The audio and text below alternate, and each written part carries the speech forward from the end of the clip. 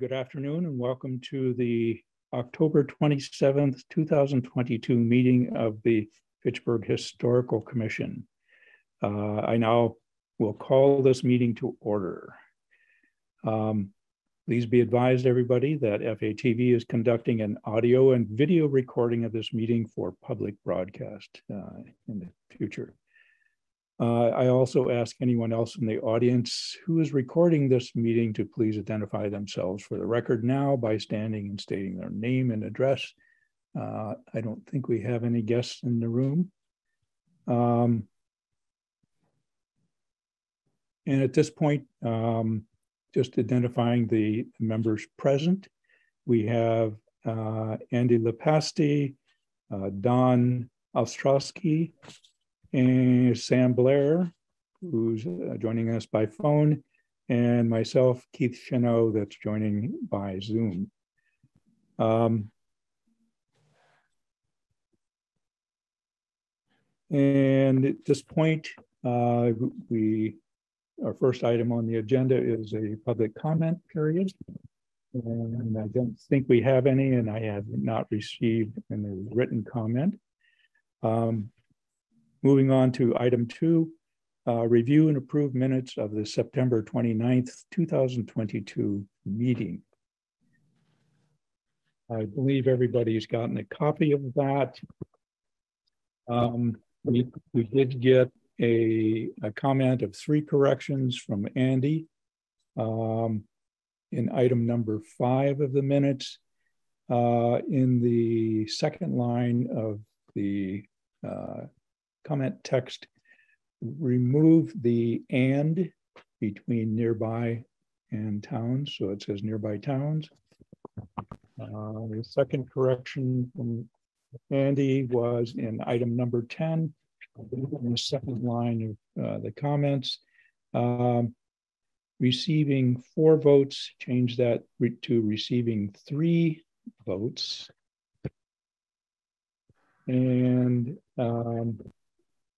at the attachment line below the submitted by line, change the last word to below.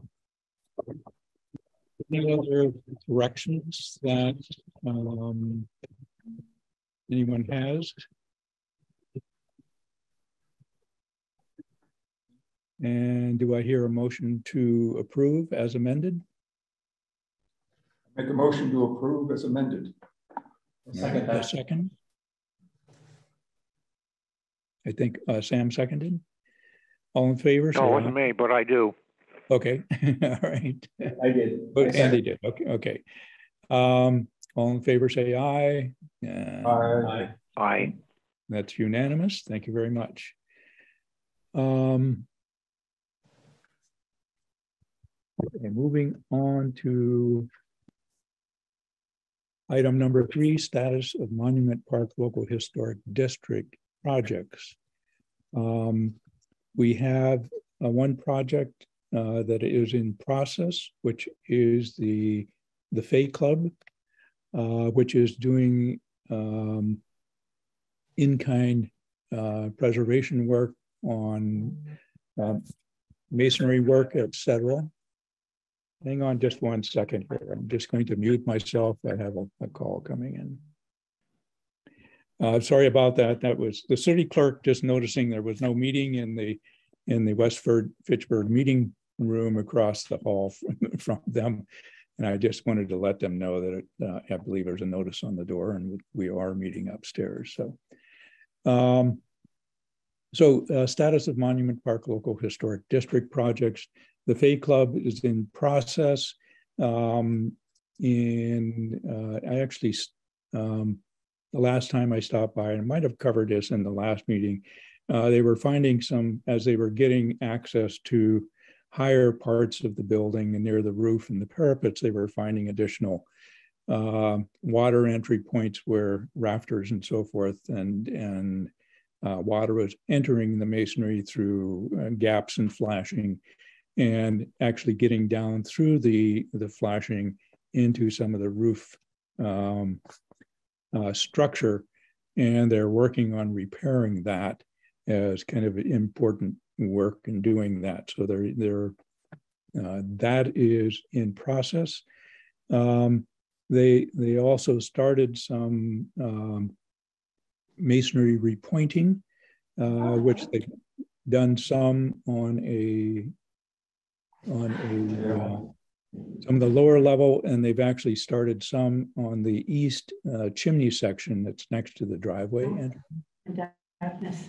So I went to the city clerk's office. You have another I didn't. member join. Ellen's here. okay, let me hold off here and we'll wait till Ellen DiGeronimo joins us. Commission member. Keith, Good afternoon, Ellen.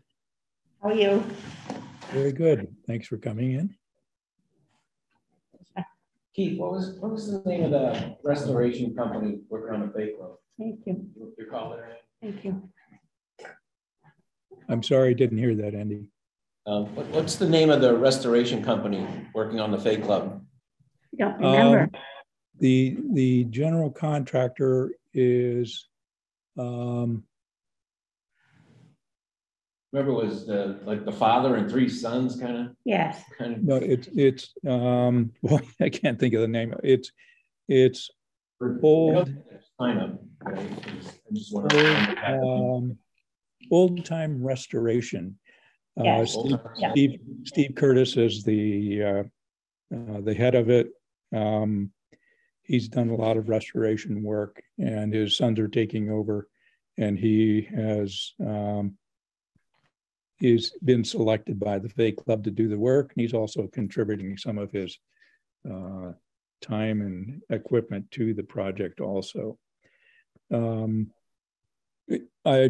I stopped by just a day or so ago and just chatted with Steve again, and they are finding the kind of amount of masonry repair work to be more than they had anticipated. And I believe that the owners are going to be perhaps subcontracting out some of the masonry repair work to a company that actual masonry company to do some of the repair work. I have not met them yet. This is obviously an important part of it. And when they will be starting work on the building, I don't know if they have started or not yet. I don't believe so. But I think they are, because of the amount of repointing, et cetera, and rebuilding some of the upper parapet sections, particularly around the chimneys, that Steve's company thought it would be better that a subcontracted to company that specializes in masonry and hopefully masonry repair. So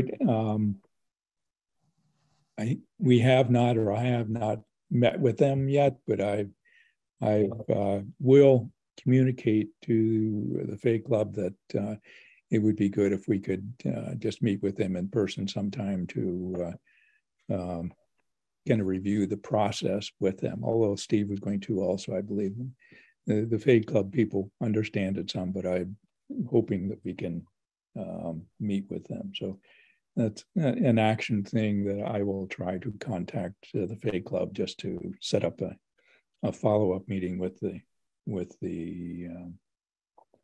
new mason.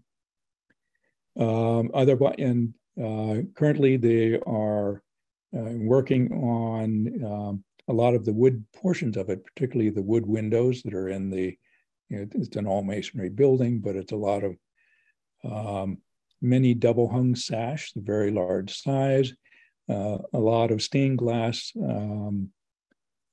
windows above a lot of the, particularly on the first floor, and some big feature stained glass windows also.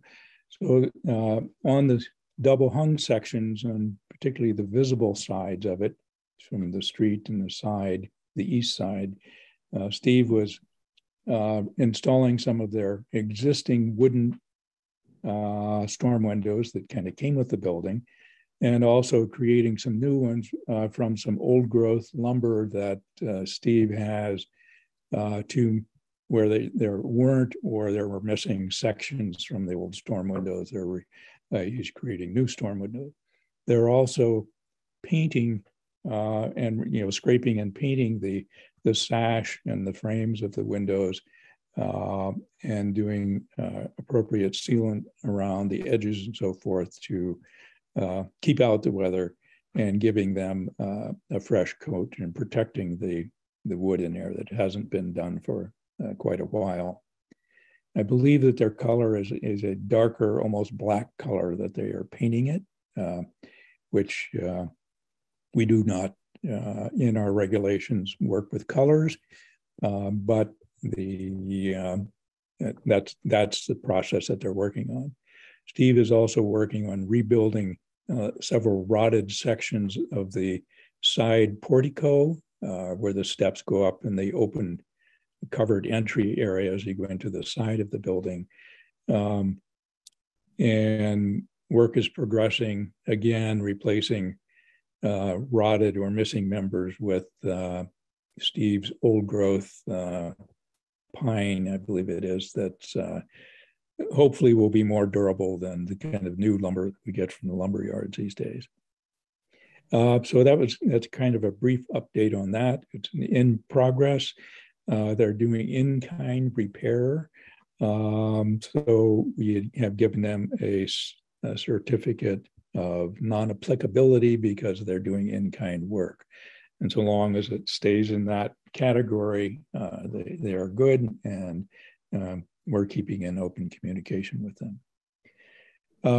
The second item is the library project that we've had informal meetings with the library team, the librarians, the owner's project representative, which is Collier, and their representative Matthew Sturs, and the design team of Tappe Associates. Jeff Hoover is their primary designer. That lead that we met, I believe, last month.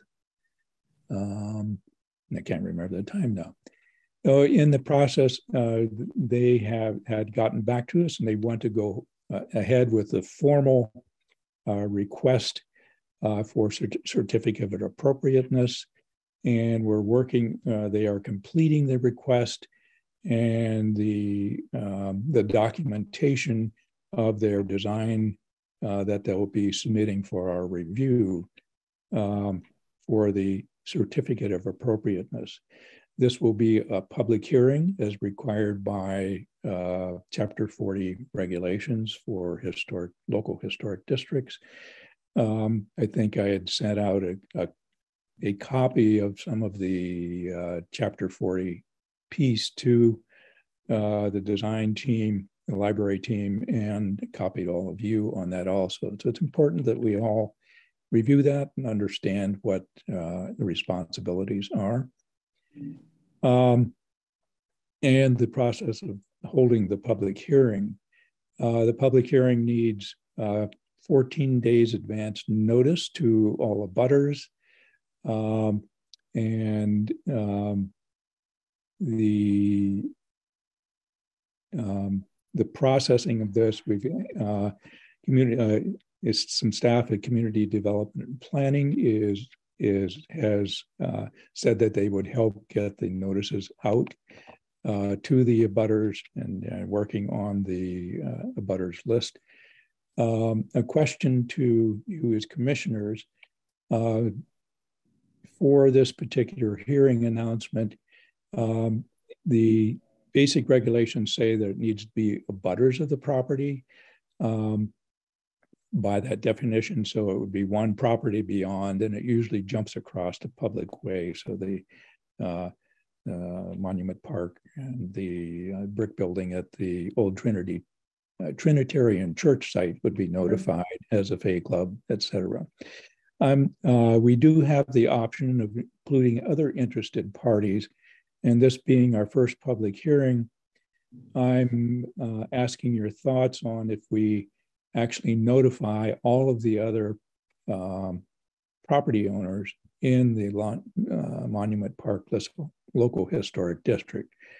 This would include Christ Church, the YMCA, it would include Monument Park, obviously, that is an abutter, but it would then include the old courthouse, which is vacant and soon to change hands.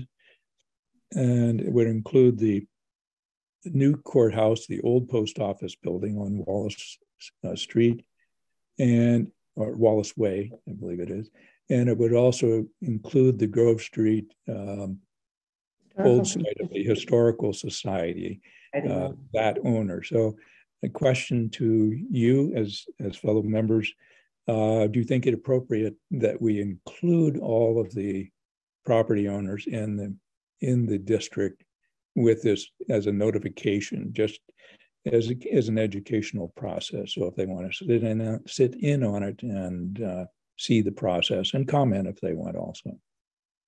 I think it's a very good idea, Keith. And also, I don't know who owns the two buildings between the building that once was the location for the Trinitarian Church and the former Gas and Light building at the corner of Grove and Main. Yep. I know that that's owned now by Jimmy Pappas, but I don't know who owns the two buildings in between. So if you'd like, tomorrow morning, I'll call and find out and get back to you, okay? About those two buildings. But I guess the question, I guess the question would be, well, they might show up in the abutters list, or probably don't show up in the abutters list, but maybe they will. If they don't, do you want to include them also, even though they're not? I think it's a good idea because at some point, hopefully they'll be interested in doing something with those properties. Okay, and it would be just an education. I'll check on it for tomorrow morning. Okay, that sounds good.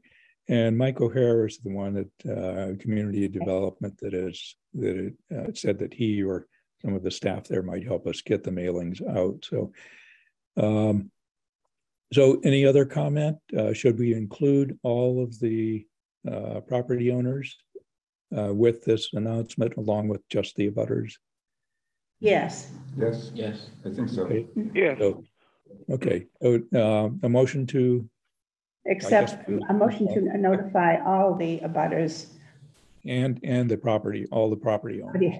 and property owners. We have to do the abutters, but we're going to I make sure mean the property, excuse me, all the additional property owners within the in district. the local historic district. Mhm. Okay, a second on that? Second. Thank you, Don. Okay. Any comment beyond? All in favor, say aye. Aye. Aye. All right, that's unanimous. So that is the process to kind of our next actual meeting is November. So in scheduling is November 17th.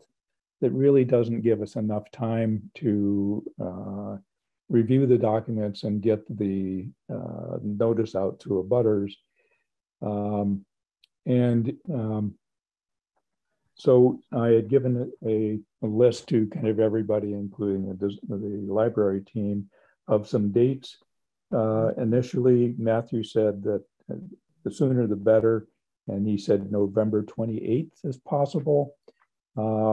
I had asked all of you to respond. I heard back from Andy saying that he cannot do it at 3 o'clock in the afternoon. So I'm tentatively saying we would move it to starting at 3 on Tuesday, the 29th. That's the week after Thanksgiving. And I'd like to get back to them today, to Matthew, saying this is the preferred date from us. So Tuesday, the 29th, the Tuesday after Thanksgiving, starting at 3 o'clock. And tentatively working, because this might be a bigger crowd, tentatively we're going to be meeting at the legislative chamber, which is just adjacent to City Hall, the legislative building, the one-story building too. So meeting there, that gives more room for more people to attend. Keith, I don't have my calendar, but if I don't call you back by supper time, you'll know it's okay. But no, I'll call you. Never mind. I'll call Okay, you and good. tell you yes. I'll try to give you a call also once Okay, everybody. thank you. I'll call you this evening. So More than likely, it's okay. Would we be drafting up a letter to the abutters and property owners around? yes, I will. It'll be a hearing announcement, and I will. Yeah, that's a good point. We haven't drafted one up before. I'll ask community development to give me a sample of what they use for planning board, et cetera, for hearing processing, and Okay, put in the right language of right. but we have to receive the application, which is in the back portion of our design guidelines for the Monument Park Local Historic District that we approved last March, I believe it was. So there's a specific document that gets sent in. I've asked Matthew, who's helping to coordinate this, if they could send an email copy and a paper copy that they would deliver to community and development, along with all of their backup documents in both digital and in paper format. So we have a paper record of it that can go in a file, hopefully a permanent file at planning and development, and also a email document that will have a copy of all of the design documents. It would be plans, elevations, sections, building material listings, and things like that. So all of the backup information that needs to be provided and will be presented also at the hearing. Sam? Keith? Yep. Have we actually seen the drawings yet? We do not have a digital copy of the preview drawings. They were presented, you were on phone, they were presented just on the Zoom meeting, whenever that was, August or September, I can't remember when that was. So this, once I receive these, I'll make sure that all members of our commission have a copy of this digital application and the digital documents, so that we have approximately 2 weeks to review this ourselves before the actual hearing date. Matt says that they should have the completed 100% design development drawings. It's a architectural business terminology, on November 1st. So that'll give us, was it 1st or 7th? Maybe it was 7th. So that'll give us 2+ weeks at least to be able to review the drawings individually and before the actual hearing presentation. We will be having our regular meeting on November 17th. That is approximately a week and a half before the actual hearing period. So in November, we're going to have our regular meeting.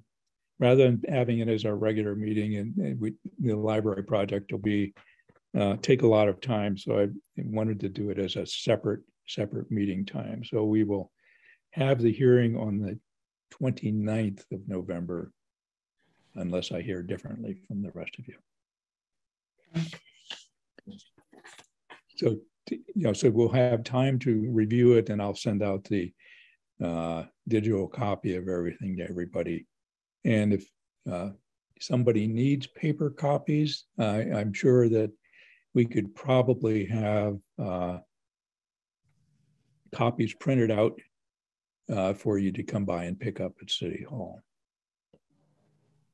It'd be nice to have paper copies also, just to kind of compare things.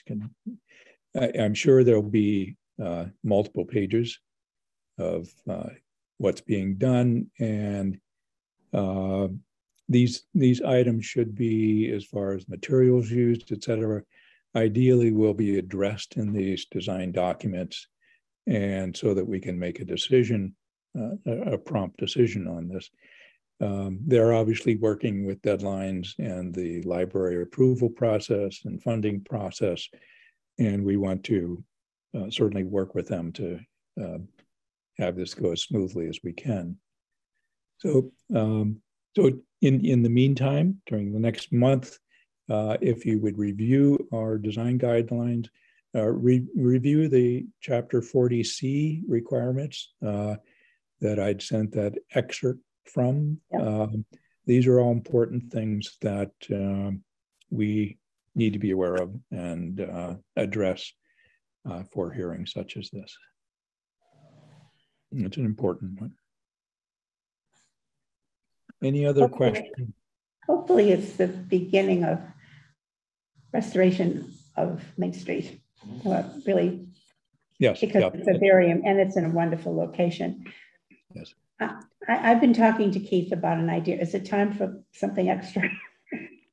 It's always time for something extra. Well, I've had plans on my dining room table for weeks now of all the Main Street properties. And they're like little rectangular outlines.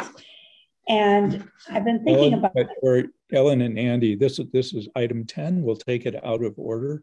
So Ellen, continue on. So this is possible project to document and share Main Street building histories, historic districts, tax credit, and other restoration reuse incentives for buildings along Main Street. So thank you. Because you called me about this, we certainly went on to the agenda. So go ahead, Ellen.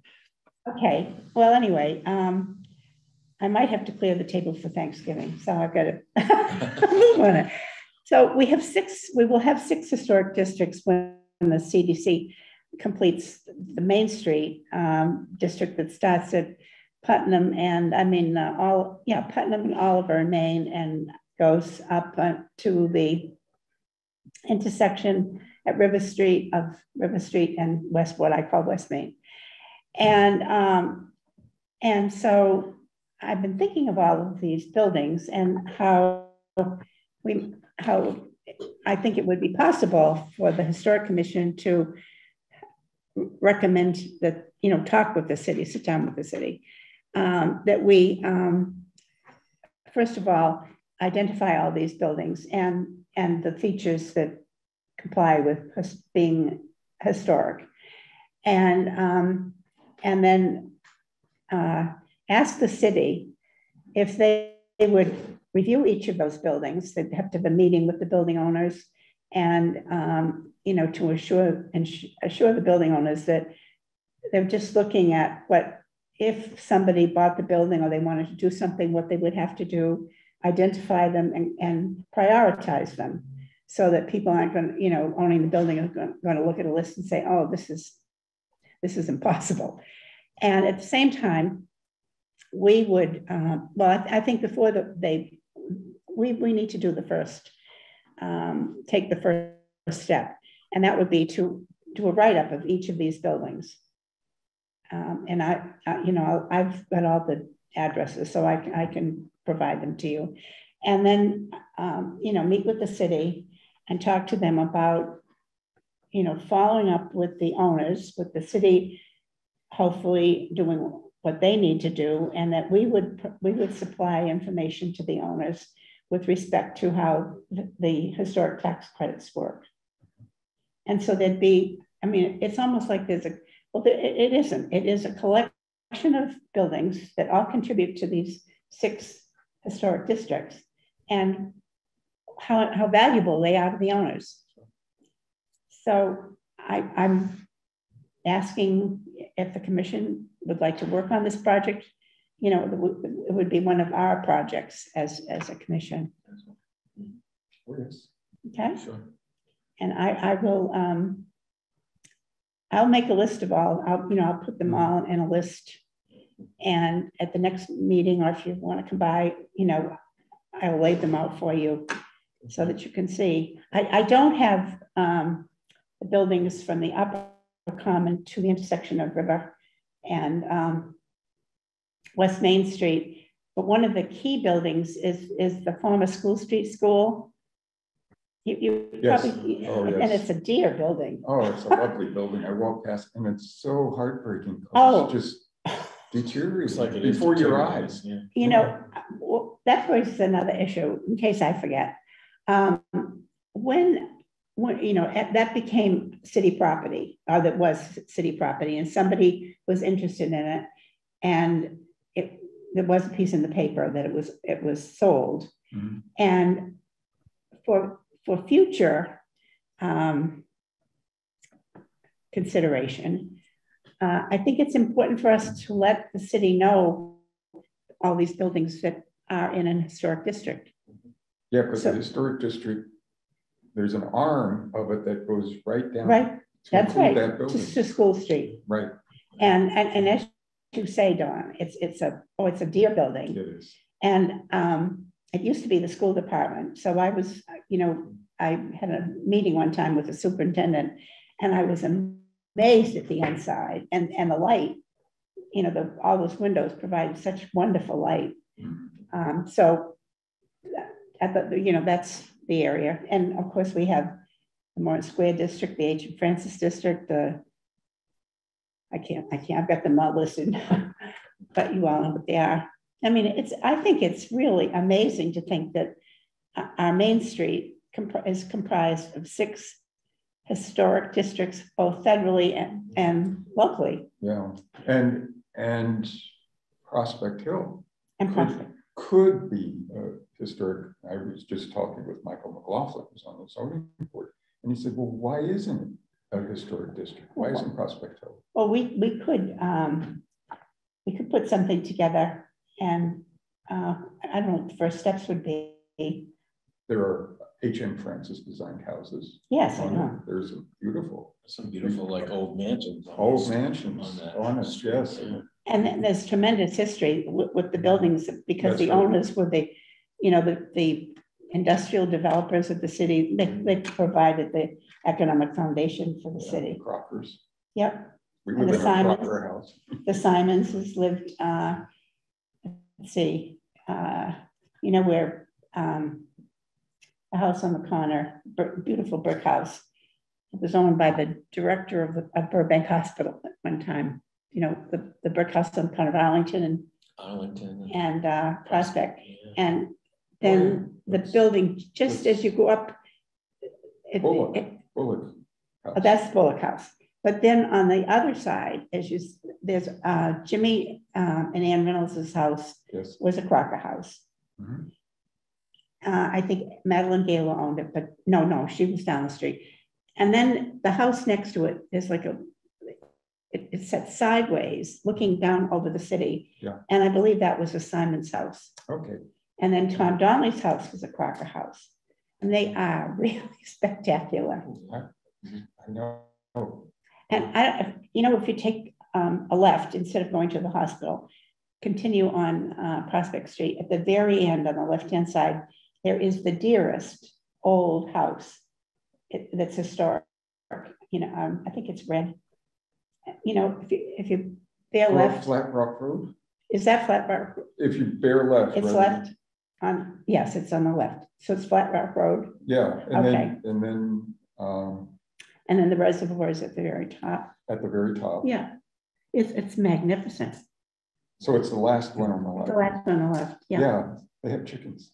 They do? Yes, Well, one of my dearest friends in high school, they lived there. I used to love Really? to go visit it. Yeah, it was beautiful. Yeah, so why don't we propose adding Oh, yes. adding it? That's Long district zone overdue. now. Long overdue. Okay, so we have 2 new items for our agenda.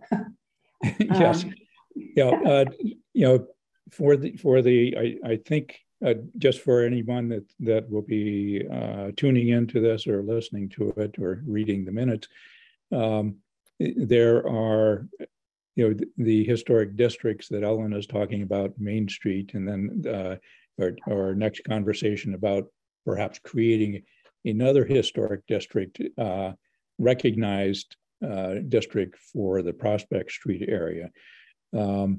We have generally speaking, when it's called a historic district, generally speaking, it is a district of usually multiple buildings that has been recognized by the National Park Service as a National Register historic district. This is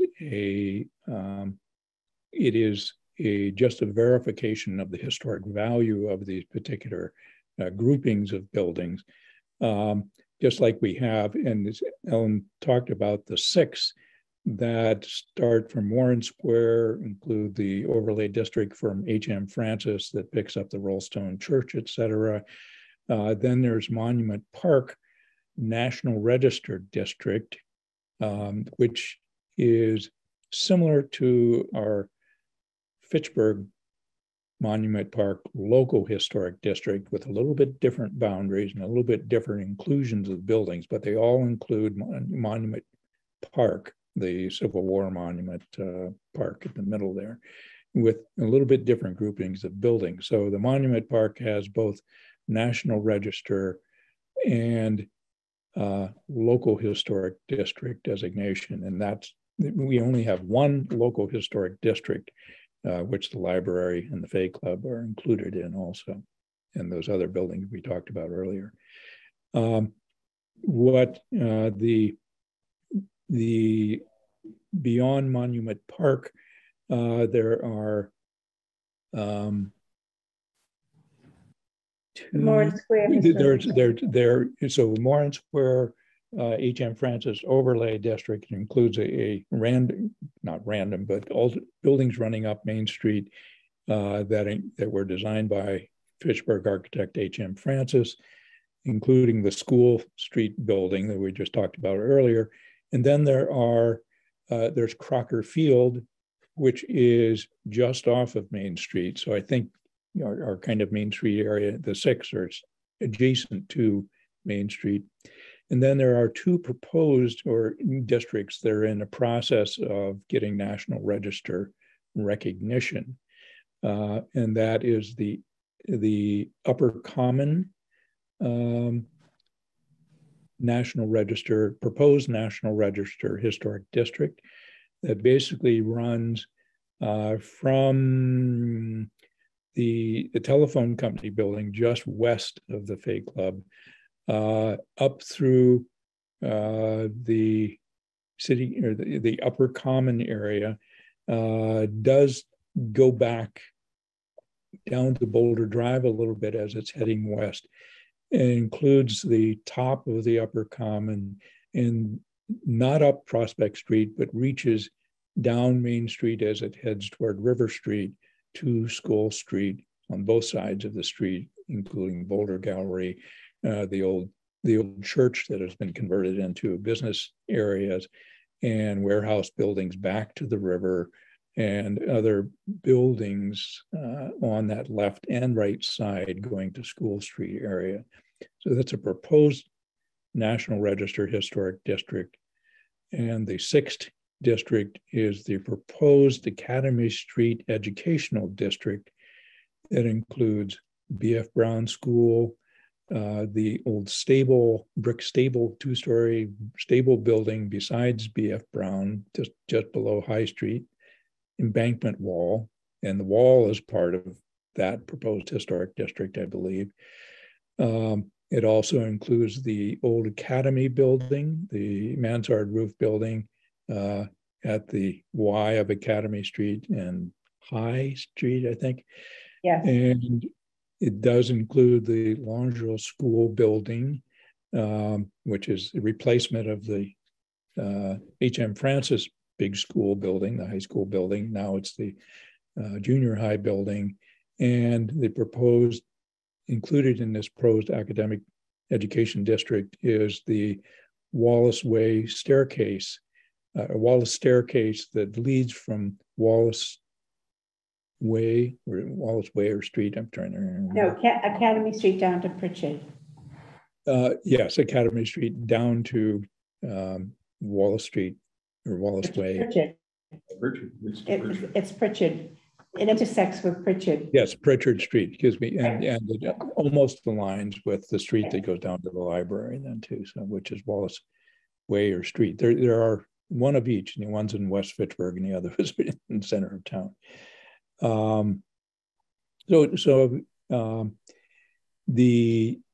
This going to the first project that Ellen mentioned, what I'm thinking for our November meeting is that maybe if I get a hold beforehand, or maybe Ellen and I get a hold of the building commissioner, Mark Barbadoro, just because it would be nice to have him involved with the evaluation of the buildings. And I believe there's been some work done through various grants in the past on some similar work. So we might be able to get an update on the status of any studies that have been done previous to what we're talking about now, and how we can continue that to have some evaluation of each in this proposed project of getting properties, building code analyzed, if you will, to ways of getting them more quickly occupied into reuses, if you will. Second thing is, I think that we should talk with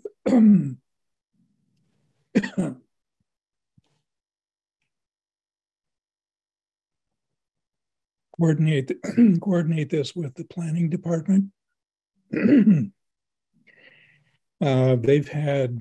They've helped to administer or are aware of administering certain grants for storefront improvements and signage and things like this. And there might be some other grant programs that they have knowledge of, or perhaps have assisted with also. So making sure that we're just not reinventing the wheel that's been done partially by other groups. I think that would be a first contact. Even the Cultural Commission might have some grant type of things they're doing along Main Street too, as they're happen to be sharing a building, the old Fidelity Bank building, I believe, is maybe part of that process. And maybe also the Reimagine North of Main initiative that has some state and federal funding, and also an active part of Fitchburg State University Foundation, I believe, is involved with that initiative also. So I think, so we know where we're going with this. I think it's a great idea for a project in a way of advancing the preservation and heritage of our, particularly along Main Street, and as an example to the rest of the city. But let me I will contact at least those three organizations, and any of you can think of some other things that have been happening in the past too, that we can maybe kind of help coordinate these things and get, if we're going to be contacting these owners with possibilities of things that, understanding of being in historic districts, what are the advantages of possible tax incentive, tax credit incentives, et cetera. Right. Also, Megan isn't here, but I did mention this to her on the phone when she called to say she wasn't coming to the meeting. And, you know, her authority would very much be interested, because their Main Street is really their focus. So, yes, and I believe part of their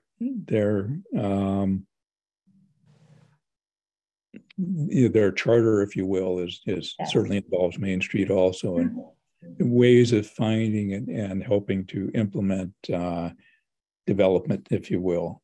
So yes, that's great. I've added that to the list. So 4, building commissioner, planning and development, Reimagine North of Main, and the Fitchburg Redevelopment Authority, and perhaps others too. So maybe I'll keep you posted, but maybe in our November meeting, which is in 1, 2, 3 weeks from now, maybe we can have some update on maybe getting this initiative moving and ways of figuring out how we could do that.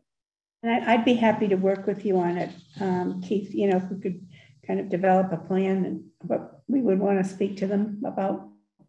Sure, and we could create a little diagram of what we have the kind of rough maps of where these various historic districts are for our brochure that's nearing completion. We'll talk about that soon.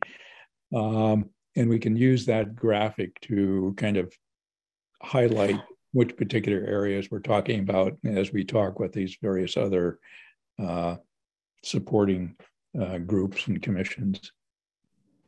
So Keith, I have, just for my own information, with historic districts, and I know there are various kinds, and but I wonder in terms of what influence the historical commission might have if an area is declared a historic district, what influence it might have on the appearance, the general appearance, not just the buildings themselves, but the general appearance of the. You're absolutely right. Thank you for bringing that up.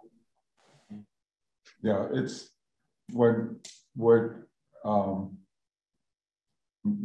of the things that triggered that question was Unitil came through this past summer and chopped down a lot of trees on Prospect Hill.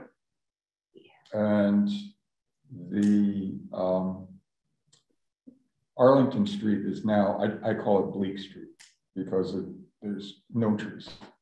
They chopped them all down. Yeah, they took down the big ones on the corner of Arlington and Prospect. Oh yeah. my. They're all gone. They chopped mangoes. down a stand of pine trees up by Applewild. And the explanation was, oh, the wires. Well, it doesn't make any sense. They have a new arborist and he's abiding by certain bureaucratic rules about distance.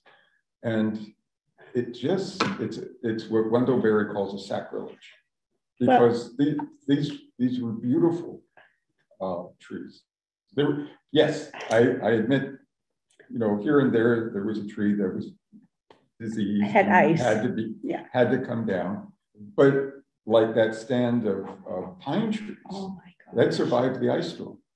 And then they're saying, oh well, they might fall on the wires. And I say, well, why don't you move the wires? I mean, but these trees survived the ice storm, and now they're saying, oh, they might fall on the wires. Well, you probably don't know, 1,000 years ago, when I was first on the council, I applied, I filed a petition with a number of roads to become scenic roads, and we voted to do that. I was starting to tell Keith the story with, we had an absolutely outstanding chairman of the Conservation Commission. Do you remember Madeline Gaylor? Yeah. And she was one of my dearest friends, and we got talking one day, and she said, you know, Ellen, what about these roads? And then I found out that you could designate scenic roads. So working with Madeline, I came up with a list, and we, you know, I filed the petition, but truthfully, I can't remember the number I can't remember all the roads. I'm going to get that. Yeah, that's news to me. That's great. I would love to hear about that. You know, and at the time, I mean, when I think about it, I think, gee, what else should we have done? But the Conservation Commission was so active, and Madeline was out front with, you know, with all these things that I never thought about. You know, is this going to fall by the wayside someday? Yeah. So you can't assume that everybody's going to embrace this. So I'll make it my first of the morning, tomorrow morning project to get a copy of that. Be good to know what roads are right. Were listed as scenic in town. I mean, I can guess at them, but I'm not sure. Right. But with Madeline, you know, I came up with the list, so I will do that tomorrow. Just from my notes, I think you were talking 6 historic districts. Yes. I don't know if you could list them one more time for me. Just well, there's the Morton Square, right? Well, right now, there's Moran Square. Yeah. There's the H.M. Francis Historic District that starts at the top of Main Street and goes all the way to Moran Square. There's the Monument Park Historic District. That was the first one. The first study committee was called the Fitchburg Historic Study Committee. They were working with the senior planner at the time, and that committee developed Monument Park, the local Monument Park Historic District, and got approval. So that was I thought it was exciting. Yeah. So anyway, let's see, the two proposed are the Upper Common, right? Okay. Upper Keith, Common. the Upper Common, and then the Academy Street School. Am I missing something? Academy Street Educational District. Educational District. Crockerfield. And Crockerfield, yeah, well, I should remember that. Yeah. I got So how is the brochure coming that we've been working on? We'll get to that in a. Okay, sorry, it's on the agenda. But to answer your question, Don, about our purpose as a historical commission in this project that Ellen is proposing about Main Street buildings, kind of recording their history and making a blurb about what the history is of the particular building, maybe mentioning which historic district or proposed historic district that it's in, a little blurb on each one of them that we can kind of track in 1, 2, 3, 4, or street addresses, if you will, have this document with maybe little thumbnail pictures of the building or something like that. And also have a graphic of what historic district it's in or might be in or isn't in. And also it would be a point from our charter is to just reiterate the importance of maintaining this built environment that we have and the heritage that it has, and also some maybe words of the importance of how maintaining the heritage and history of buildings, meaning it, how it looks particularly, in how that affects the value of the buildings also, to the own property owner, but also to the community as a whole, all of Fitchburg, if you will, to all of the people that our commission is here to kind of help with. So as we save the heritage, physically, if you will, and working with Main Street in this particular project, that we are promoting the saving of the heritage by maintaining the detail, et cetera, of the buildings. And as a kind of a side product, this generally increases the value of the individual properties and the whole Main Street area as a whole, as we see in other communities time and again, that as restoration and preservation proceeds, that it kind of snowballs and everybody's value, both mentally and financially, improves in it. So I think it falls within our charter to do something like this, and kind of to help organize with the keynote being that we're trying to save the heritage and preserve the heritage and help educate the community by one project at a time, and listing as a focus of Main Street as an example for the rest of the community also. Well, I just thought of something that I know you'd be interested in, and I don't know if it's true. I don't know if it's absolute, but it's recently in talking to, and I don't even remember who it was, about Main Street, they reminded me about the fact that the companies that was flourishing, many years ago, they chose to build their office buildings on Main Street. And the first one was Fitchburg Paper. Remember where the Sentinel was? That was the Wallace Building. And where the hole is between the theater and Rome Insurance, that building was the Crocker office building. Later on, Simons chose to use the top 2 floors of the safety fund building as their corporate office. So that, the presidents and so forth work there. And I should have thought of it probably because I knew the Wallace building, and the one I didn't know about was the Crocker building. But that's also very important, so that as the industrial part of our history began to flourish, that it created a need for office buildings and later on retail, because people had expendable income. So there's a parallel of the economic history, which I don't know that anybody's ever thought about, but it happens to be true. Yes, well, they should, because, history isn't just one snapshot in time, it's layers. Right. And you want to preserve as many evidence of as many of those layers as you can. Well, and the other thing is that in the late 70s, and I will make it my business to go and get the ordinance. In the late 70s, I used to go to meetings about historic preservation because I wasn't working, and I went to Boston one day, and there was a discussion of the discussion was, restoring older cities, and a woman from one of the banks came with me.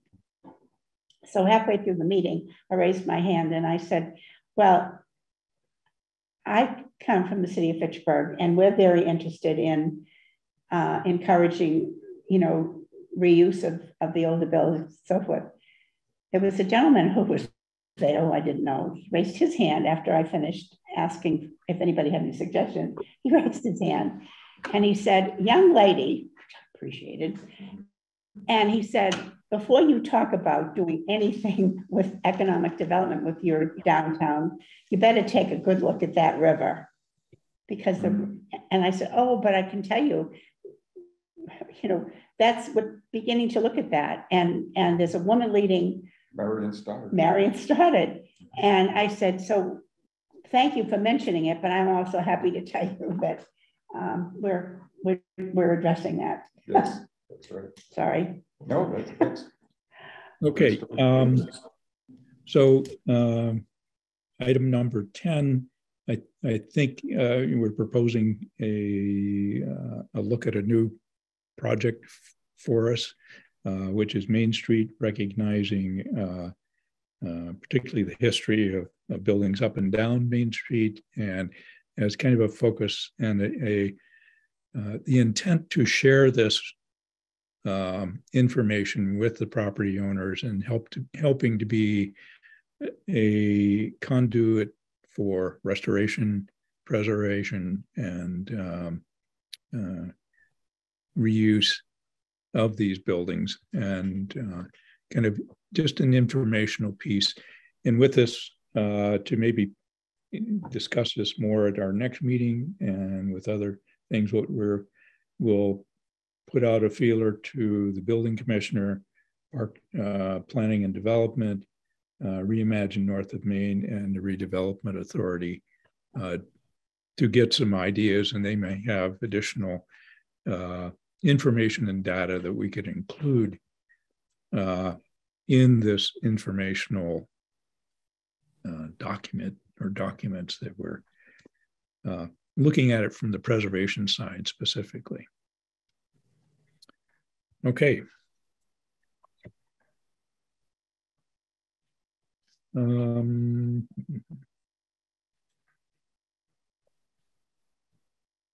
So we went to 10, we're going to go back to 4, update on the proposed demolition delay ordinance study.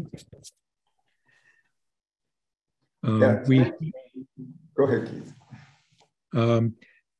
I finally sent out this little chart of kind of nearby towns and small gateway cities that are in Massachusetts. It's a political designation which Fitchburg is one. And what they have for demolition delay, what they have for maybe stonewall ordinance, what they have for staffing, do they have local historic districts or not?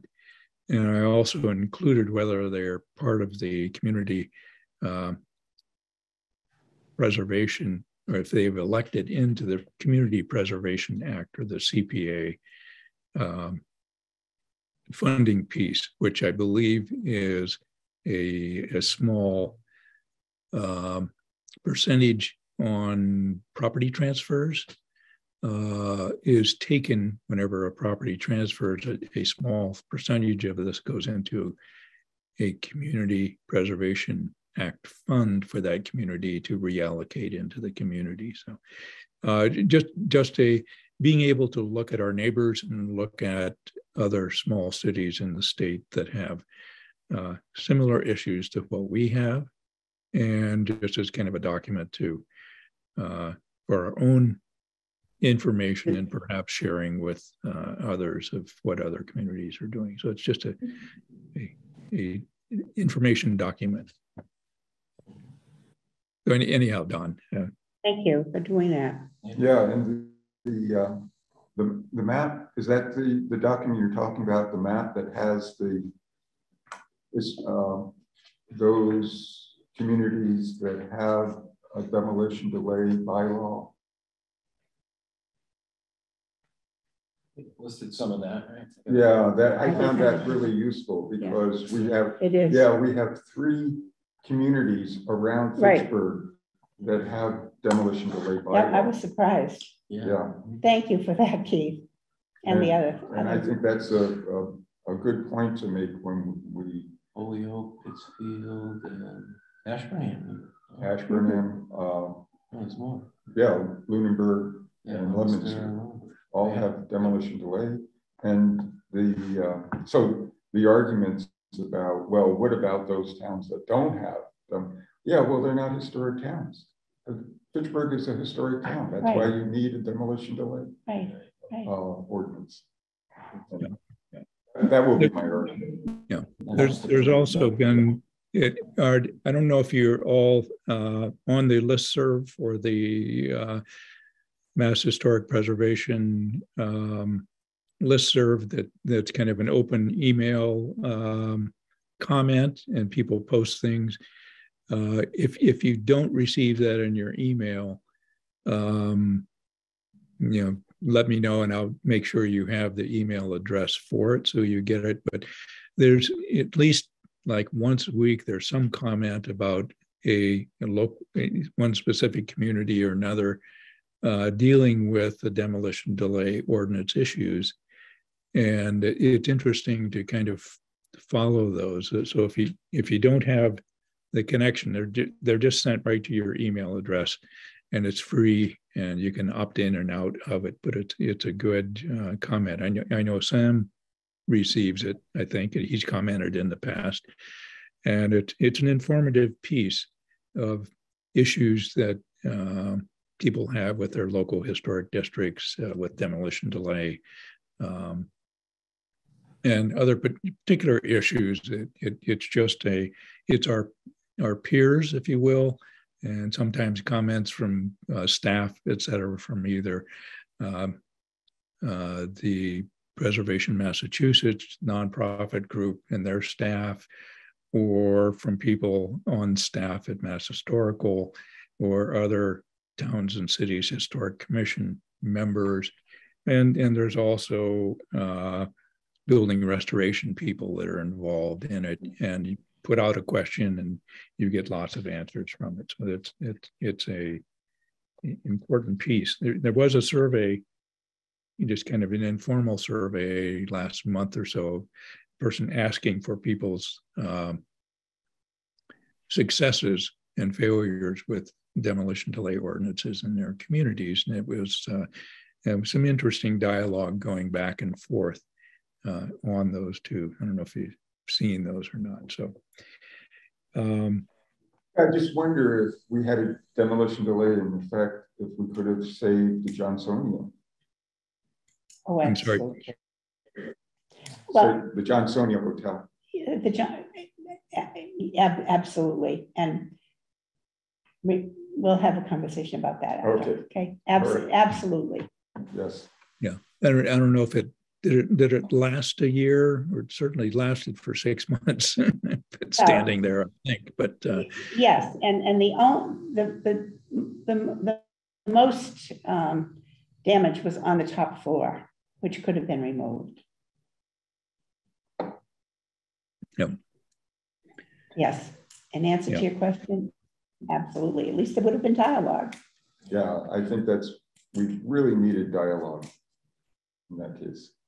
Yeah, that's a good example. Yeah, and I think the other document I sent was the city council members and things that ultimately this would be presented before city council, and obviously looking for the mayor and other commissions backing, if you will, on doing this, but being able to start to share our ideas and getting comments from your local ward councilor and councilors at large, and being able to start making a wider discussion out in the community, as we've already gotten some input.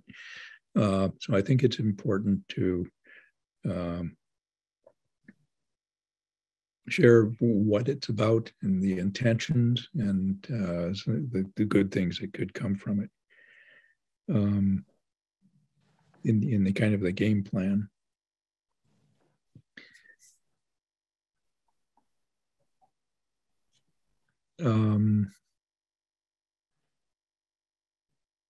Any thoughts that we should be doing at the moment on the what would be the next step that the commission should do with the ordinance proposed?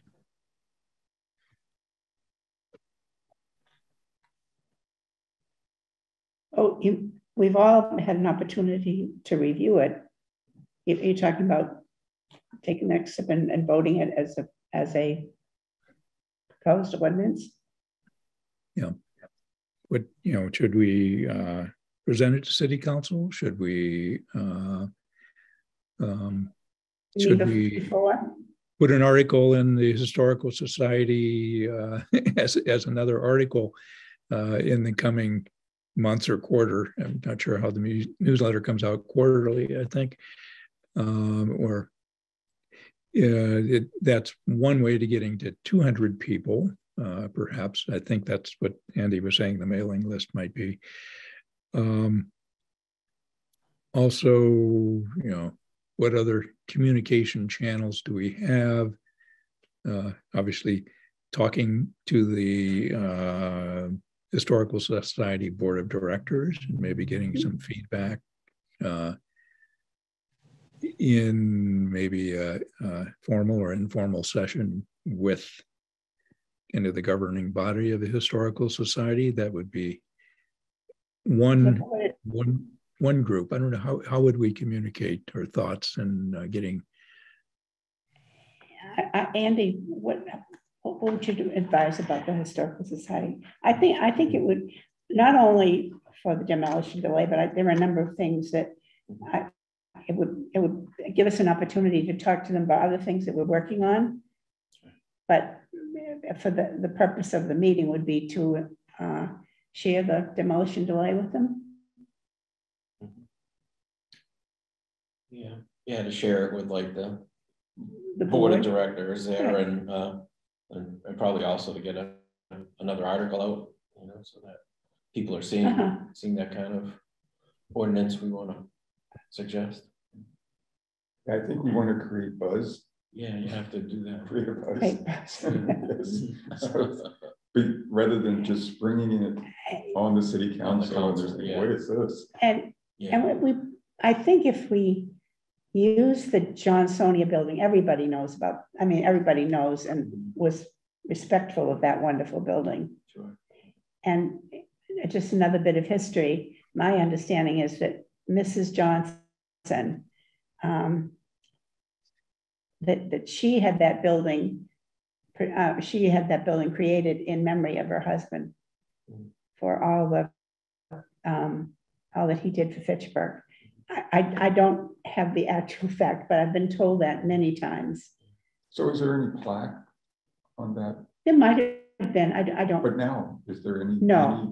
There's no indication that the Johnsonian was ever there. No, I will talk to the owner. It's really just a giant void on Main Street. An empty lot. Just a big empty. A big empty lot. It is well, not to get off on the Johnsonia ownership. Any other thoughts on, what's our next steps with the demolition delay? And we have to talk to people. Yep. We've been sitting on it now for I don't know how many years. Well, years and years. But I hear that Tom Skorowski's leaving. Yes, right? he is. So we have to talk to his replacement. Yeah, I don't know whether they've advertised the position or not. Yeah. I'd be wondering what these other towns, what their delay ordinance looks like. I don't know. Well, I don't know if we can actually see them. Oh yeah. So. Yeah, they're on. Yeah, they're I was going to. I started putting together both the Stonewall ordinance copies and demolition delay ordinance copies, but got sidetracked. Yeah. I'll go back to that. Well, I want to thank you, Don. I mentioned this to Keith. There's a beautiful stone wall in pieces, in sections, right at the entrance to where I live. Mm-hmm. And I mean, I've become so focused on it since you talked about it. And I realize that some people going towards Fitchburg on the road have availed themselves of the use of those stone walls to make stone walls, in front of their properties. Using the stones. I think they're the stones. I'm not sure, but I think they are. But more than likely, that stone wall continued for a long time, because I know that I'm old, but we used to go out to Rowstone Road, there was a big farm, and the farm is still there, and nothing. And we all practiced learning how to drive on Old Princeton Road, which used to be open from Mount Elam Road to Princeton Road. Mm-hmm. Do you remember that road? Mount Elam? No, Princeton. No, what was it called? It wasn't called Princeton Road. The road. Do you remember? It started at Rowstone. Fifth Mass Turnpike. Mass Turnpike. It was parallel to. It was the road to Boston, and it closed at different sometime between the time we left Fitchburg and came back. But the whole area was just open, and there were stone walls and all these wonderful things. And you can see it if you give me a right home. I'll point it out to you. Yeah, and I had never thought about it before. Okay. Yes. Just to kind of organize our talk here, because Stonewall Preservation Ordinance Study is our next item. I'm wondering if Andy, as a proposal, maybe Andy, if you talked with Susan Navarre about the possibility or her thoughts on maybe a few of us joining a board meeting we could even provide them with our proposed latest draft of the ordinance, and specifically titled for their comments and thoughts about it, and just obviously, hopefully speaking to the choir. But I think it's a varied board and could give us some feedback of what what people might think about it and ways of suggestions from them for ways of getting this better understood to the community before it actually is sent to the city council. Obviously, the mayor's blessing also, always very important too. But is that something you could speak with Susan about? And she could follow up with you and me perhaps, and we could see if it's something that could fly, or she might have a better idea of how, if the board is the right group, or if there's some other working committees or something like that we could just have as a discussion item that maybe help us to move forward on this in one direction or another. So. You want me to see if perhaps at the next board meeting at the Historical Society? Yeah. Or if there's a working group that we could talk with. And we could maybe take 15 minutes of their time or something like that, if that's something that it's appropriate for their schedule or not. And perhaps ending up with an endorsement from the Historical Society that we can then take to other groups, including City Council, as we present it. So if it could come to, would they endorse it? And that's a yes or no. And could they vote on it? And if we had an endorsement, perhaps with some changes from their points of view, is this I think building some support, not from the seven of us only, but from the larger community at large and other groups. Perhaps a cultural commission, and perhaps blah, blah, blah, other boards and commissions, foundations, redevelopment authority. I don't know.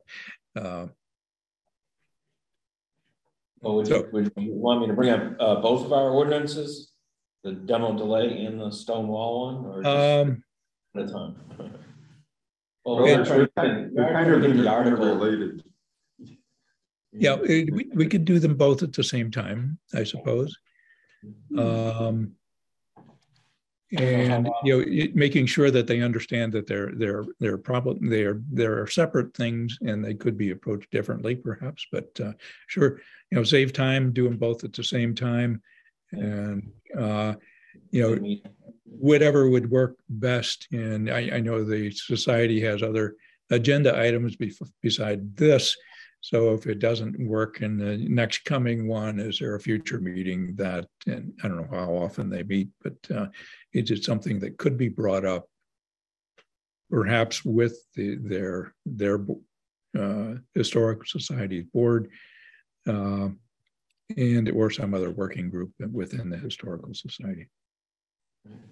So maybe that's one thing, and if you could be the conduit for that, and if Susan wants to get back to any of us, I'd be happy to talk with them too, and we can work. Just a question: do we all get the society newsletter? Yes. Do you get it, Keith? Yes. I mean, yep. Because I think one just came out. Yes. Yeah. I didn't get it. Do you get it? I was getting it. You are? Okay. But just look in the mail. It's recent because it's on the right hand side of where I have my meals. Part of the file. I think there are copies on the website too, but probably might be. Yeah. All right. Number 5, if it's all right, we'll move on to the Stonewall ordinance just to rehash that. Any other comments on the Stonewall ordinance? Andy contacted me and sent me an introduction. And I took pictures of that stone structure off of Flat Rock Road. You might know what that is. That going up to the reservoir, over the reservoir. Mm-hmm. Off to the right is an old stone structure that's been abandoned. It's going back into the Audubon land. Yeah. can't remember, but I can call my friend who used to live in that little farmhouse on the left-hand side. Yeah. I'll call Nancy. It's kind of a mystery. It's not marked. No. And their stone, it looks like there was a residence there of some kind. It's been a long time, honestly, since I've been out on that street or road, but Nancy would remember. I'll call her. So we've been slowly gathering information about stone structures in Fitchburg.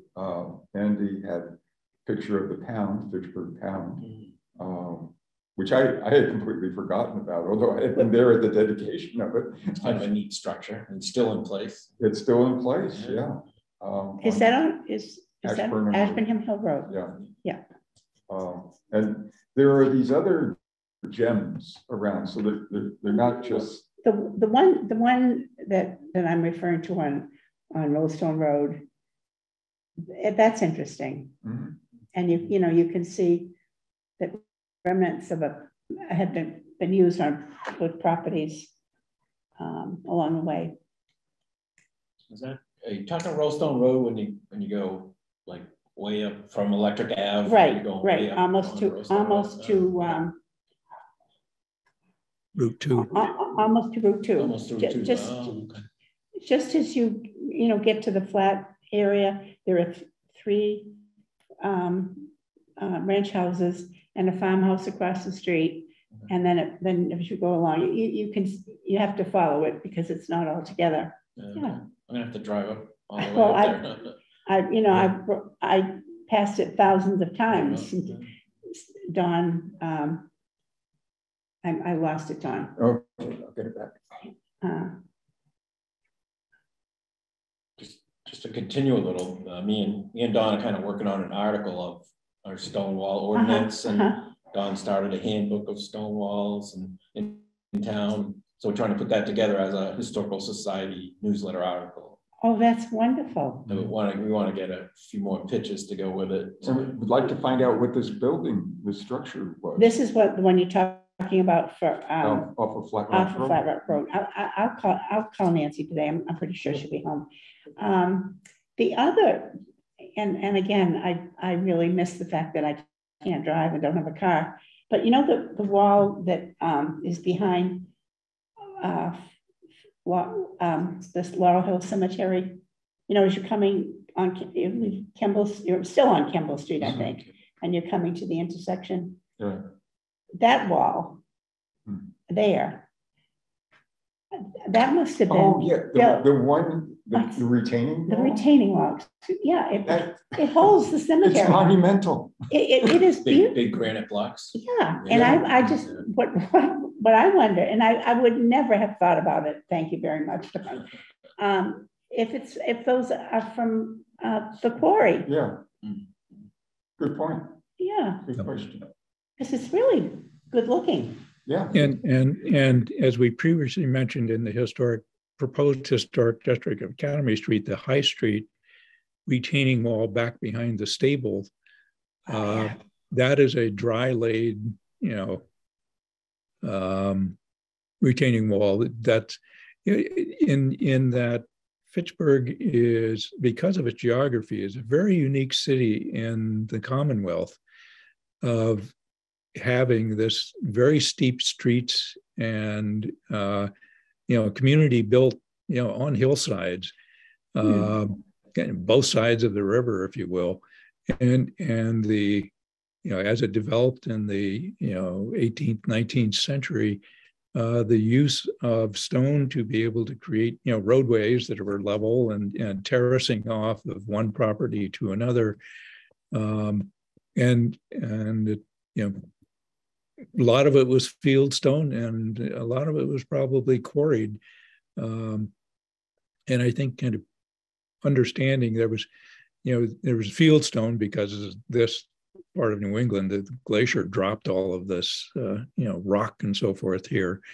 But because of our our geography, if you will, and the development of the city, you just don't, you go to Leominster and you just don't see things like you see in Fitchburg. It's a different picture. It's a different mental image of what this community is versus just about every other community in the state. It's the river, it's the hillsides, and it's just kind of, that's the look. And that's, is that our heritage? How do we respect and opposed to celebrate it, all the way from, colonization. We can look at it as it's certainly displacement of indigenous people, and it was a horrific thing. But it's part of our history. And the stone walls are part of that.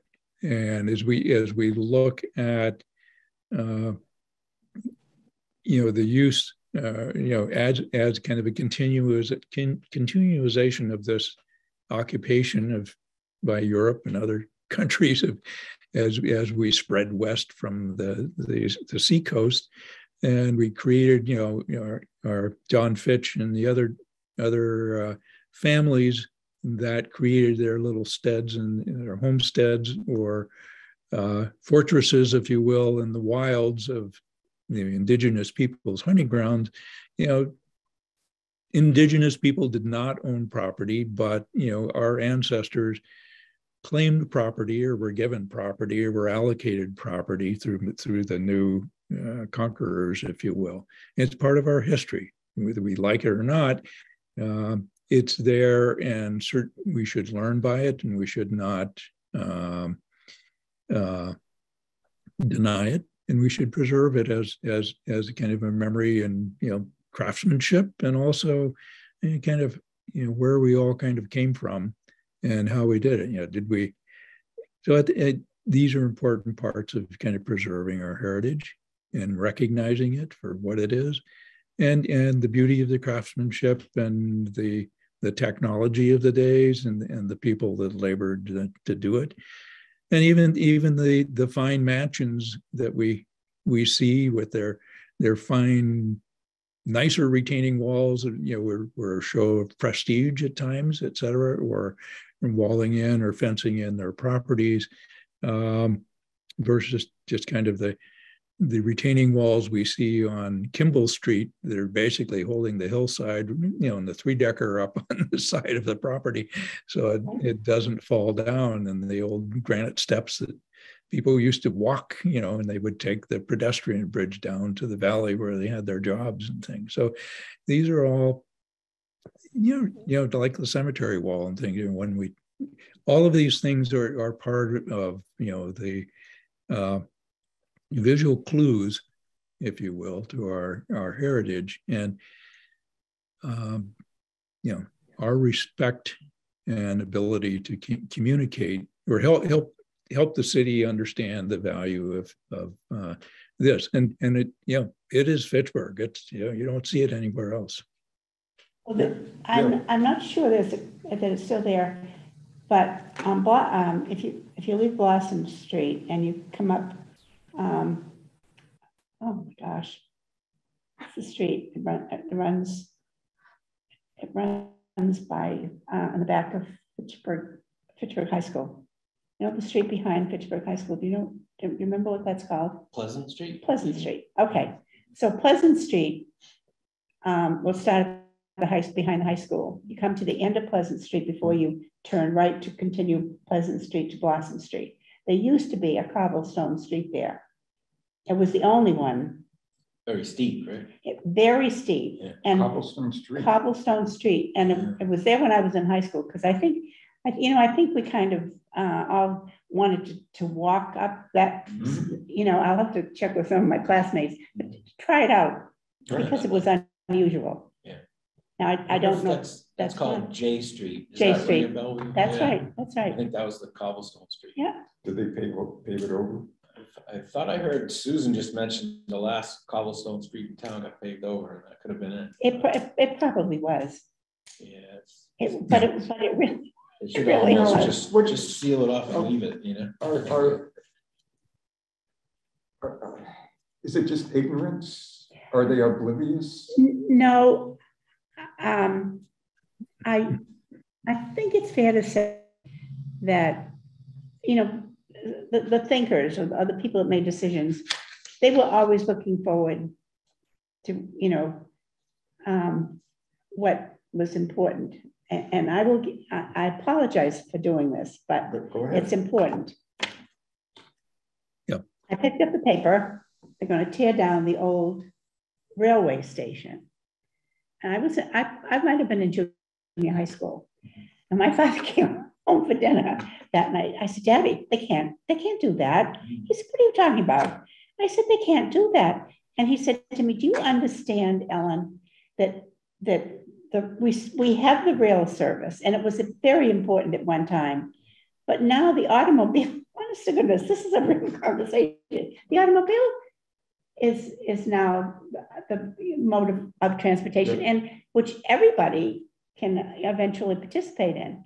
And so we need roads. Yeah. And I said, Daddy, then think about, you know, the road doesn't have to be there to be, you know, to take care of the cars or whatever. That station is so important. Think of all the immigrants that arrived here. You would have had to know my father to think that I would dare do this. You know, I said, they all came here. Many of them came here and arrived in Fitchburg at that station. You know, that was the only way they could come here, and they came to live here. I said, and I said, furthermore, and the Fitchburg history that Mrs. Crocker did and Mrs. Kirkpatrick bears this out. It was Alva Crocker who brought the first railroad to Fitchburg. He led the whole thing. Right. And my father, I couldn't even get him to even think about what I was saying. I felt stupid. You were right. You were a smart one. You're still a smart one. Yeah. Yeah. No, this whole idea of we have to. I remember I grew up in Reading, Pennsylvania, and they got rid of the trolley cars. And I asked, why did they get rid of it? I love the trolley cars. Oh, it's progress. Well, yeah, progress, that's right. It wasn't progress.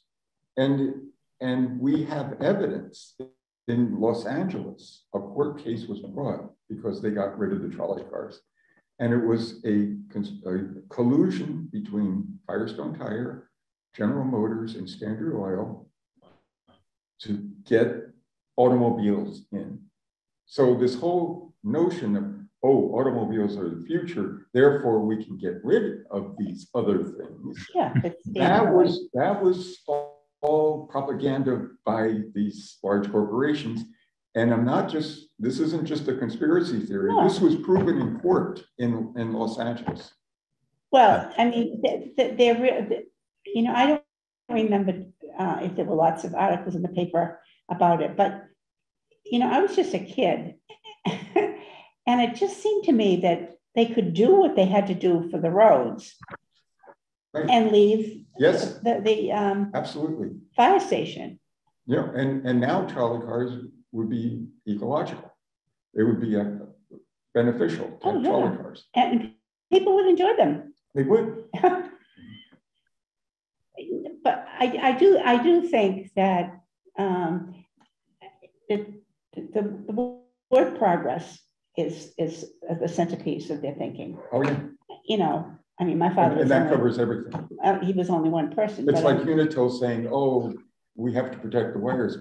Well, we'll move the wires. You don't have to cut down the trees. Just move the wires. I asked someone who actually does the moving of wires for Unitil, because he came in to do some work there. I said, "Is it feasible? Would it have been feasible to move those wires?" He said, "Well, they would have had to put in another telegraph pole, but they could have done it."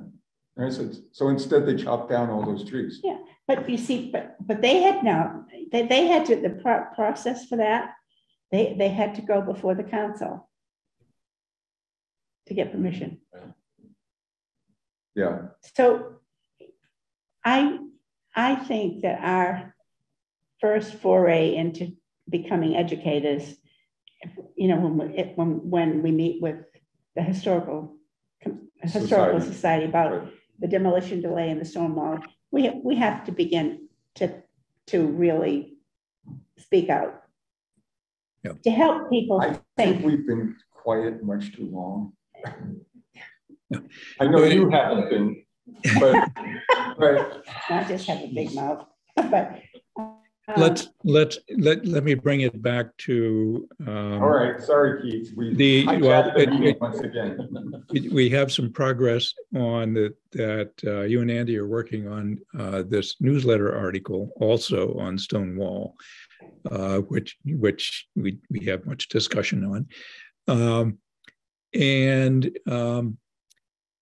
would it be, and this is possible for it to come out in the next newsletter that would probably be early 2023, I suspect. I think the deadline was in December sometime to get the information in on it, or the text in on it, and pictures, etc.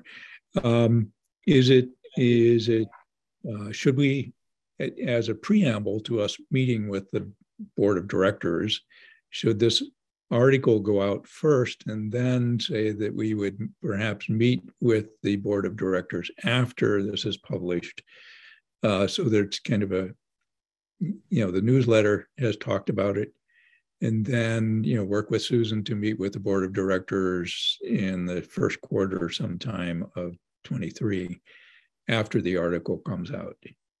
So there's a little bit of background information that the society has published, and then we've waited this long. I'm wondering, timing wise, instead of trying to have it happen in December to meet with regarding demolition delay and Stonewall, that maybe after the Stonewall ordinance article goes out, or should we do it now or sooner?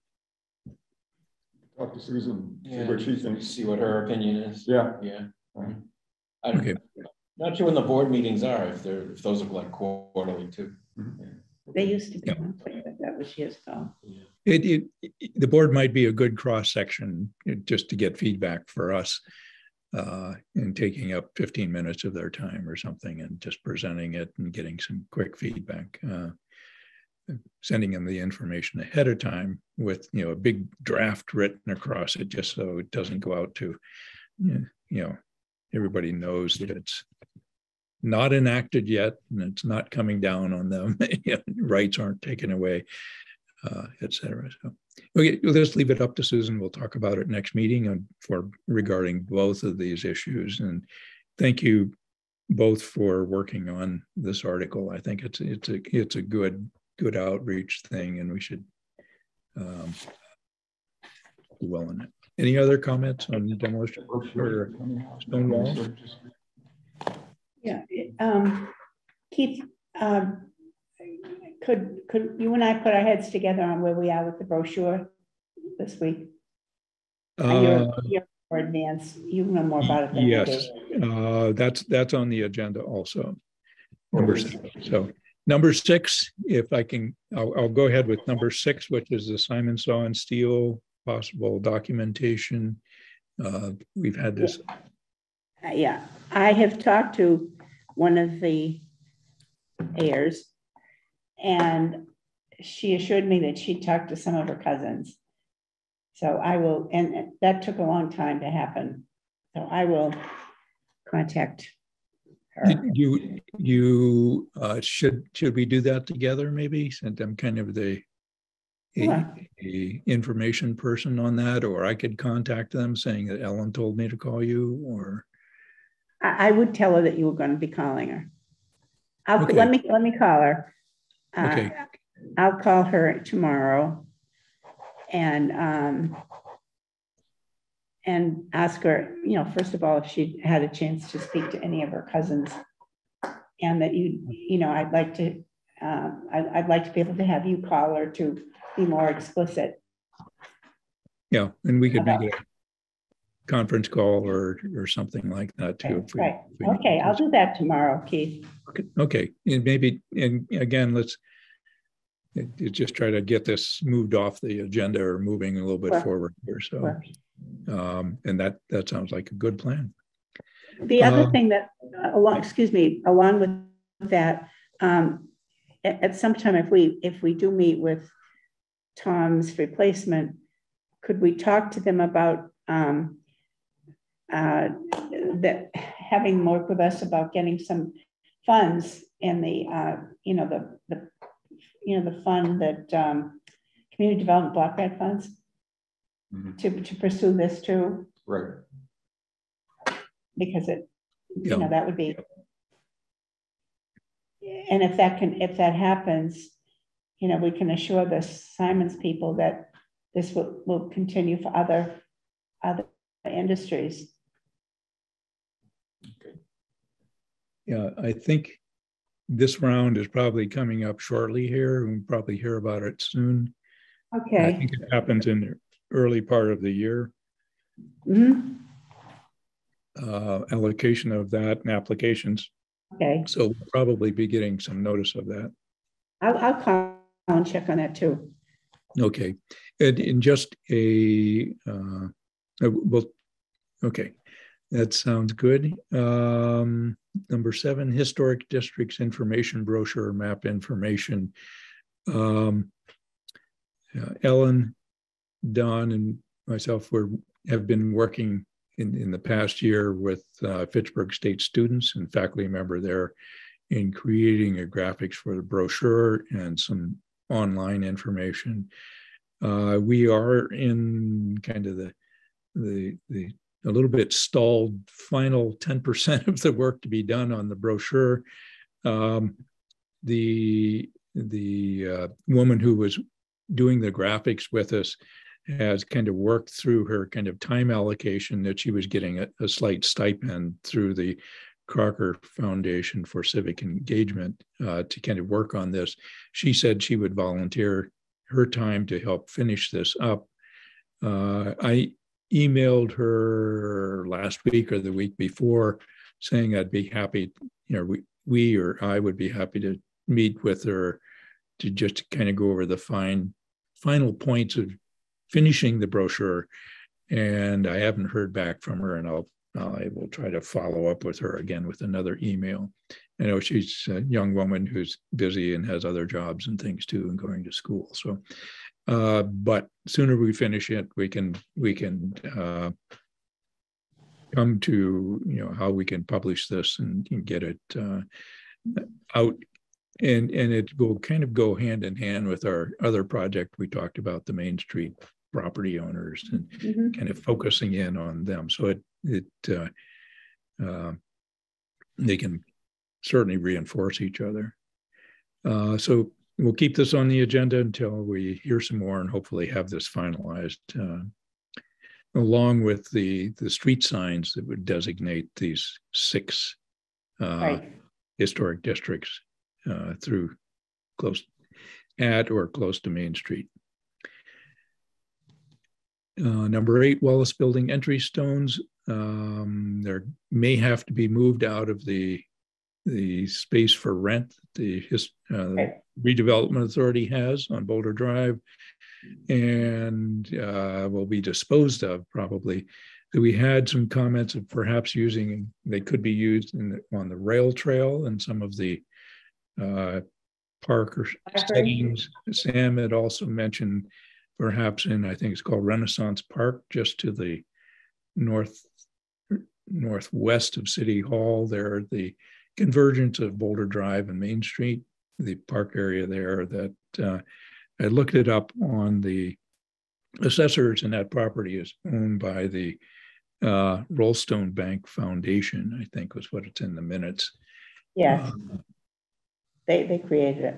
Yeah, and that may be fairly well finished. I'm not sure. Any suggestions on where we can move with this from other members? We can still go see him. Is that Yeah. Would you Why have don't we make a access date? to go in Yep. there to see him? Yeah, Megan, just give Megan a call at the redevelopment authority and she could probably help arrange for opening up the space. They're really worthwhile taking. I mean, they're a lot of them are big. The size, Yeah, they're huge. Yeah. Did we mention the library too? You're right. That was, Andy mentioned that perhaps in their courtyard, Right. some of that could be incorporated, particularly that Rodney Wallace was the spearheaded the 50s and 60s library construction. So. There's one, well, Rodney, the grandfather, built the first library, and George built the second one. George. Okay. But why don't we do two things? Why don't we check out the stones? Want to make two? Mm-hmm. And we'll also go to the library, and we could, go over there and maybe talk to the new librarian. Sure. I can ask Sharon. This would be something that we could perhaps approach in the public hearing period or before, whether it would, we should probably hint to it before we actually have it in the hearing period. Right. But there are some stones in there that would or could be incorporated in the design. I know there are a lot of objects in the existing courtyard that are kind of famous sculpture pieces, et cetera, that they want to retain as part of the library property. And, is it appropriate or could they be incorporated in without making clutter or distracting from the original courtyard things that they're saving also in their new courtyard? But they were planning courtyard space, and we will find out for sure. Okay, we'll do that.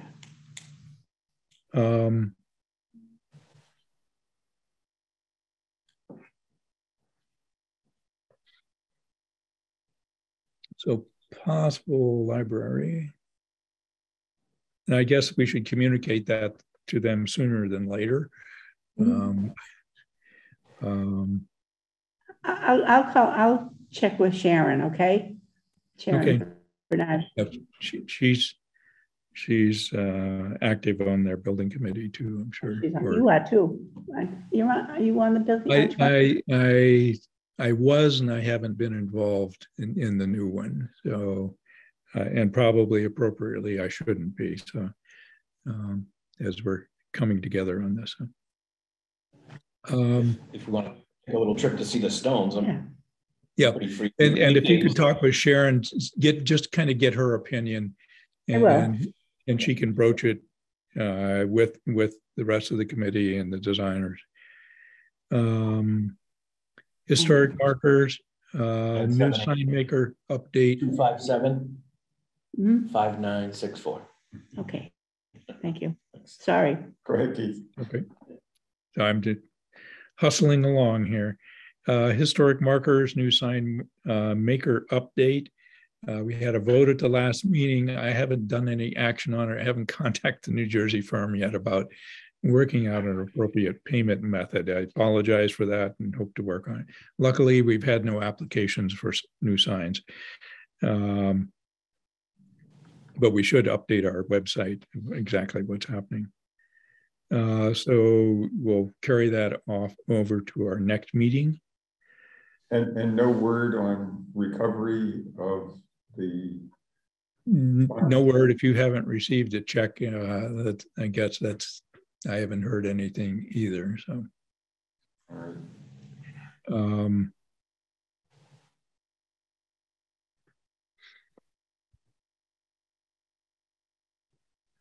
Kind of a unfortunate situation. I'm not quite sure how to do bill collecting here.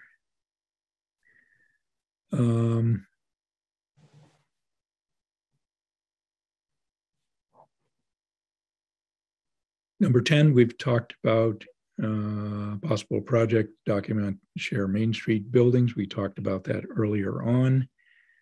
So number 11 is new business. one item that I have, and you may have other items you'd like to discuss. As we have been unstaffed by City Hall, and particularly with the work that we're doing on the local historic district, being both the Fay Club and the library currently, and some other issues with keeping minutes and record keeping issues that we've had in the past, of having a permanent location for our records and an active staff presence, if you will, or representation by somebody at City Hall for the commission, an actual filing cabinet, if you will, of our public records that we should be having, such as the applications for the historic district, local historic district appropriateness certificates, et cetera. As mentioned before, the head of the community development planning, Tom Swirowski, has stepped down and taken a new job, I believe, in Everett. And I believe there's an active position open, advertisement, I haven't looked at it yet, for the city for a replacement for a director for this department, I believe it is, in the city. I'm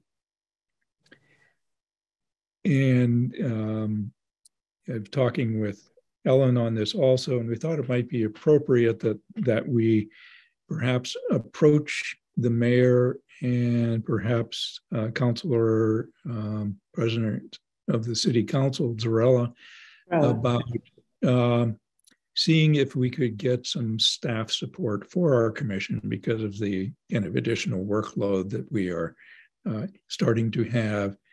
And the original historical commission that started with that study committee in 1973 or 4 that Ellen was talking about earlier was actually the beginning, or the creation of our commission was 1975. And kind of from that point forward, at least up through the 1990s, there was staff support for the historical commission. And it happened to be within the planning and the community development department up through, I surmise, through the mid 1990s, when the historical commission was kind of lost momentum, if you will. And not until it restarted, it was repopulated with members in the early 2000s, and 2007 or 4 or something like that, when the commission was, many of us have been on since then, right, restarted, that we've been acting with our own resources, if you will. And I have lots of paper records and computer saved records that are going to die with me, more or less, and as each of you do. And there's no record of these things happening officially within. And if somebody does place an application, there should be somebody that receives it and lets the commission know in a very orderly manner, rather than kind of dying in some mailbox that in City Hall, where we're not particularly present to see on a day-to-day or answer phone calls even about issues with the commission and the meeting. So with that said, I'm starting to draft a letter that would go to the mayor and the president of the city council, kind of stating these things and with some reasoning of why we think we should have some staffing.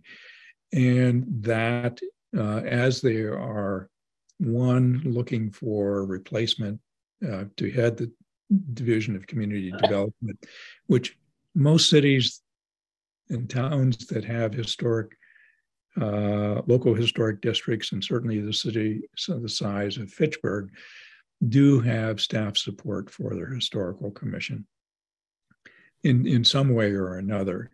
And some of them actually have preservationists as part of that particular department, or part of their staff at least has some training in preservation and understanding of preservation and the reasons for it. With that said, that, in the letter addressing the point that it would be desirable to have a new director that has some background in historic preservation and understanding the value, community value of this. And also that any new staff positions that might open in the future that should perhaps include in the advertisement looking for somebody with background, new planners, or what other staff positions open up. And I believe there will be an additional opening happening soon in the department that new job searches can actually include the understanding of preservation experience in preservation work and processing and administering things like local historic districts for the betterment of the city. And so that's a new business thing. I'm hoping to finish up the draft on this. I'll distribute it to everyone on the commission for your comments and additions. And we hope to send that out in the next couple of weeks, just so it's before the mayor and at least the president of city council. I think it's their authority to do staffing positions. And obviously have to fund those, yes, or at least how to focus their job searches and so forth as they go forward. Doesn't necessarily need to be an extra person. We're not going to take a lot of time out of their work, I don't think, but at least being a kind of a designated presence in that particular department seems to be the best place that we should be supported by. Any other new business? Sorry, talking a lot. No, I covered everything. Hearing none, our next meeting is scheduled not the fourth Thursday, which happens to be Thanksgiving in November, but we've moved it up a week to November 17th. Again, back at our old meeting room space, 3 p.m. in the afternoon, Thursday, November 17th, next month.